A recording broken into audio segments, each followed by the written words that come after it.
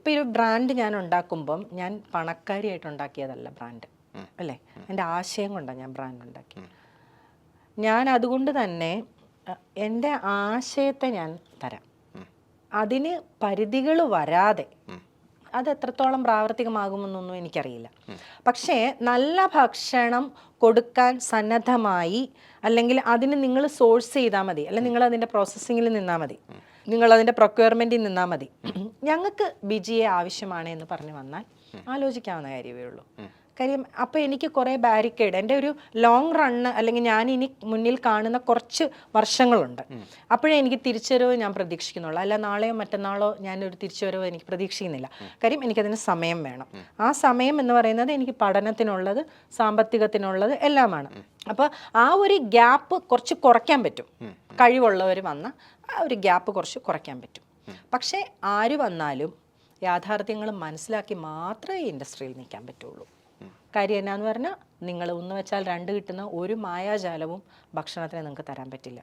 പിന്നെ നമ്മൾ മനസ്സിലാക്കേണ്ട കാര്യം, നമ്മുടെ ഇന്നത്തെ അനാരോഗ്യമായ എല്ലാ അവസ്ഥയുടെയും പുറകിൽ ഭക്ഷണം തന്നെയാണ്. നിങ്ങളുടെ ആരോഗ്യകരമായ അവസ്ഥയുടെ പുറകിലും ഭക്ഷണം തന്നെയാണ്. എങ്ങനെ കഴിക്കണം, എങ്ങനെ ജീവിക്കണം എന്നുള്ള ഒരു ബോധം വരാത്തിടത്തോളം കാലം നമുക്ക് ആരോഗ്യമുണ്ടാവില്ല. ഞാൻ കേരളത്തിലും മറ്റ് സ്റ്റേറ്റിലും എല്ലാം വിഷമില്ലാതെ കൃഷി ചെയ്യുന്ന ഫാമേഴ്സിനെ തപ്പിപ്പോയിട്ടുണ്ട്. ഞാൻ പൊട്ടറ്റോ ഫാമിങ് ചെയ്യുന്ന കുന്നൂര് പോകുമ്പോൾ ഞാൻ കാണുന്നത് ഒരു പൊട്ടറ്റോയെക്കാളും വലുപ്പത്തിൽ വിഷമിട്ടിട്ടാണ് ആ പൊട്ടറ്റോ നടുന്ന അവസ്ഥയിൽ തന്നെ. ഞാൻ അത് എൻ്റെ മൂക്ക് ഞാൻ അടച്ചിട്ട് എൻ്റെ ഈ രണ്ട് വശത്തോട്ടും ഒരു സാധനം ഇങ്ങനെ കയറിപ്പോയ പോലെയാണ്. ഒരു നീഡിൽ പാസ് ചെയ്ത ഫീലാണ് അവരാ ബാഗ് പൊട്ടിച്ചപ്പോൾ എനിക്ക് വന്നത്. ഞാൻ കാര്യം ഒട്ടും ഇതിനോട് ഇതുള്ള ആളല്ലല്ലോ. എൻ്റെ ഒരു ദിവസം മൊത്തം അത് കളഞ്ഞു. എനിക്ക് ഒരു നീഡിൽ എൻ്റെ രണ്ട് വശം സ്റ്റക്കായി നിൽക്കുന്ന പോലെയായിരുന്നു. ഇത് പൊട്ടിച്ച ഈ കെമിക്കൽ, ഈ ഫെർട്ടിലൈസേഴ്സ്, ഈ പറയുന്ന പെസ്റ്റിസൈഡ്സിൻ്റെ ബാഗെല്ലാം പൊട്ടിച്ചപ്പം എനിക്കുണ്ടായ അവസ്ഥ. അപ്പം ഞാൻ അദ്ദേഹത്തെ കാണാൻ, അദ്ദേഹത്തിൻ്റെ പിന്നെ സ്ഥലം കാണാൻ ഞാൻ പോയി. മനോഹരമായ ക്യാരറ്റ് തോട്ടം, പൊട്ടറ്റോ തോട്ടം. അദ്ദേഹം വിൽക്കാൻ വേണ്ടി വെച്ച പൊട്ടറ്റോയുടെ വലിപ്പം, ചെടി ഇത്രയും, അവർ യൂസ് ചെയ്യാനുള്ളതിന് ഇത്രയും, സെയിം ദിവസം നട്ടതാ. ഇതിന് no fertilizer, no chemical, nothing added. ഇതിൽ ആഡ് ചെയ്തുകൊണ്ടേയിരിക്കുകയാണ്. അത് നമ്മളൊരു ഭംഗി വാക്കല്ലെന്നേ. അതിപ്പോൾ ഒരു മീഡിയ പറയുകയാണ് 2 തരം അവിടുത്തെ കർഷകൻ. അതുണ്ട്, നേരിൽ കണ്ട ആളാണ് ഞാൻ. അപ്പോൾ അതെന്താ ചെയ്യുന്നതെന്ന് വെച്ചാൽ, ഈ ചെടി വളർന്നു വരുമ്പോൾ റിക്വയർമെൻറ്റ് വന്നാൽ ഇത് വാടാനായിട്ട് 2-3 ദിവസത്തേക്ക് അതിനകത്ത് മരുന്ന് ചെയ്യുന്നു, അത് വാടുന്നു, അത് വിൽക്കുന്നു. അപ്പം അത് കംപ്ലീഷൻ ആയിട്ടില്ല. അതായത് ഒരു ചെടി, ഒരു കിഴങ്ങ് നമ്മൾക്ക് കഴിക്കുന്ന തരത്തിലേക്ക് അതിൻ്റെ സെൽ ഡിവിഷൻ കംപ്ലീറ്റ് ആകാതെയാണ് അത് നിങ്ങൾ കഴിക്കുന്നത്. അതെന്തുകൊണ്ടാണ് അത് ചെയ്യുന്നത്? അത് ആരുടെ കുഴപ്പമാണ്? ഒരു ഫാർമർ 2 വർഷം ഈൽഡിൽ അയാൾക്ക് ജീവിക്കാനുള്ള വകുപ്പില്ലെന്നേ. അപ്പോൾ അങ്ങനെ ചെയ്ത് കഴിയുമ്പോൾ അയാൾക്ക് തോന്നുകയാണ് ഇതൊരു 4 വട്ടം ആക്കിയാലോ എന്ന്. അയാളെ കുറ്റം പറയാൻ പറ്റില്ലല്ലോ, ഇല്ലേ?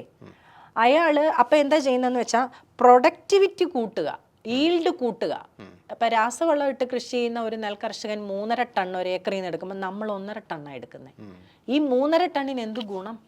അയാൾ നോക്കുന്ന ഈൽഡ് മാത്രമാണ്.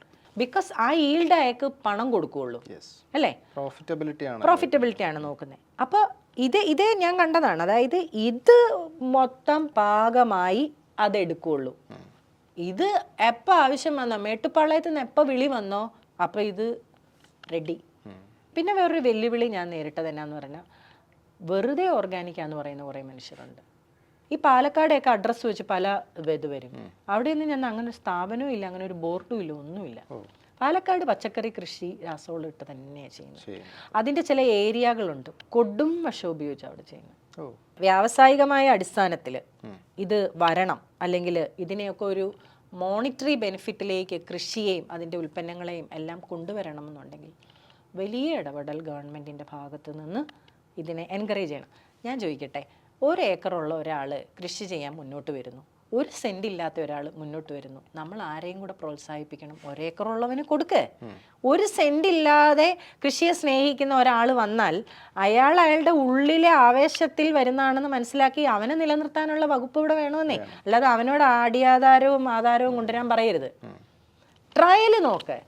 എന്താ നമ്മളൊരു ട്രയൽ നോക്കാത്ത ഇവിടെ? അത് പറയുമ്പോൾ കൂട്ടിച്ചേർത്ത് പറയാനുള്ളതാണ്. അതായത് ഇപ്പോൾ ഇന്ത്യ പോലൊരു മഹാരാജ്യത്തിൻ്റെ കോടികൾ ലോൺ എടുത്ത് കട്ടുമുടിച്ച് പോകുന്ന വലിയ കോർപ്പറേറ്റ് ഭീമന്മാരുടെ ഒരു സൈഡിലുണ്ട്. അപ്പോഴാണ് ഈ പറഞ്ഞ പോലെ ചെറിയ കൃഷിയുടെ വായ്പ എടുത്തിട്ട് ജീവിതം ഒരു കയറിൽ തൂങ്ങിയാടുന്ന കൃഷിക്കാർ.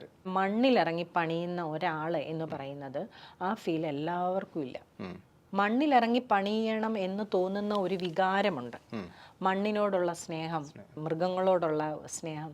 അപ്പോൾ ആ സ്നേഹമുള്ള ആൾക്കാർ ഇന്ന് കുറഞ്ഞു വരികയാണ്. പാലക്കാട് എൻ്റെ ജോലി ചെയ്യുന്നവരുടെ മക്കളെല്ലാം ഇന്ന് ഉദ്യോഗസ്ഥരാണ്. ഞാൻ 10 വർഷം മുമ്പ് തൊഴിലെടുപ്പിച്ചവരുടെ മക്കളെല്ലാം ഇന്ന് ഉദ്യോഗസ്ഥരാണ്. അപ്പോൾ അവരെന്താ പറയുന്നത്, അമ്മ നിങ്ങളിനി പണിക്ക് പോകണ്ടാട്ടാ എന്ന് പറയും. മനസ്സിലായോ? മാടിനെയൊക്കെ വിക്കി പറയും, മാടിനെയൊക്കെ കുടുക്കി പറയും. ആരെയും ഡിപ്പെൻഡ് ചെയ്യാതെ കഴിഞ്ഞിരുന്ന ഒരു വീടിന്ന് ആ രീതി മാറി. പാല് പുറത്തുനിന്ന് മേടിക്കണം, കോഴിമുട്ട പുറത്തുനിന്ന് മേടിക്കണം, അന്നതൊന്നും വേണ്ട.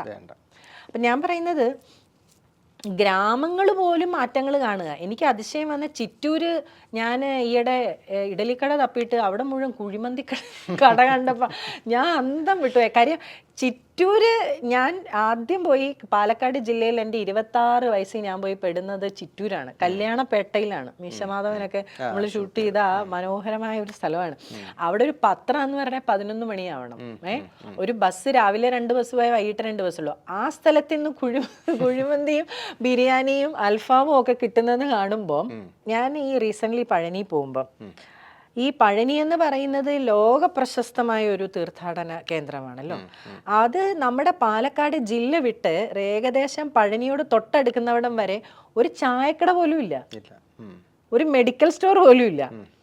നമ്മൾ പഴനി ചെന്നാൽ പോലും ഒരു 9 മണി കഴിഞ്ഞാൽ ഒരു ഹോട്ടലിൽ കയറി ഭക്ഷണം കഴിക്കാൻ ഇല്ല അവിടെ.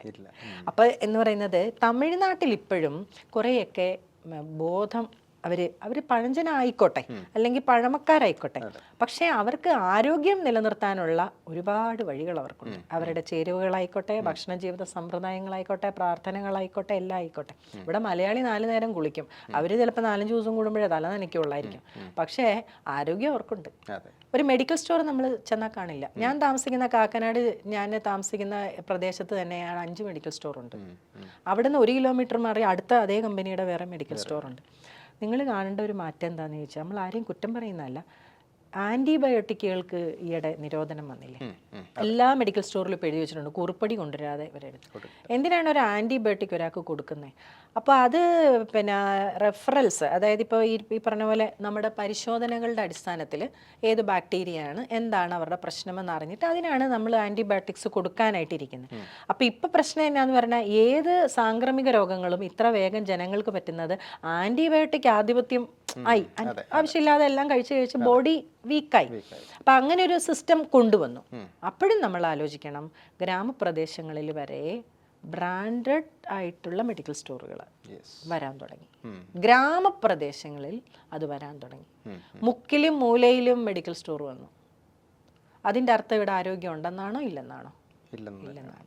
മണ്ണിൽ തുടങ്ങുന്ന ആ ജീവിതം, മണ്ണിൽ അവസാനിക്കുന്ന ജീവിതം എന്ന് പറയുന്നത് പോലെ, മണ്ണിൽ കൃഷി ചെയ്യുന്ന ഒരു കർഷകനെ നിങ്ങൾ വേദനിപ്പിച്ച് വിഷമിപ്പിച്ച് അയാൾക്ക് എല്ലാം നിഷേധിച്ച് കഴിഞ്ഞാൽ ഒരിക്കലും അയാൾക്ക് നിങ്ങൾക്കൊരു നല്ല പ്രൊഡക്റ്റ് തരാൻ പറ്റില്ല.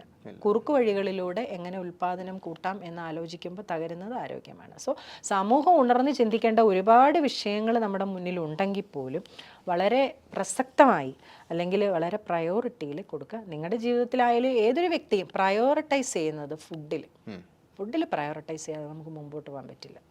പിന്നെ മാനസികാവസ്ഥ, ഓടിപ്പാച്ചിലിൻ്റെ ഇടയിൽ ഇപ്പം ഞാനെല്ലാം നല്ല ഭക്ഷണവും കഴിക്കുന്നത്, എനിക്ക് ആരോഗ്യം വേണമെന്നൊന്നും എനിക്കറിയാം. എനിക്ക് ഇത്രയും സ്ട്രെസ്സല്ലേ.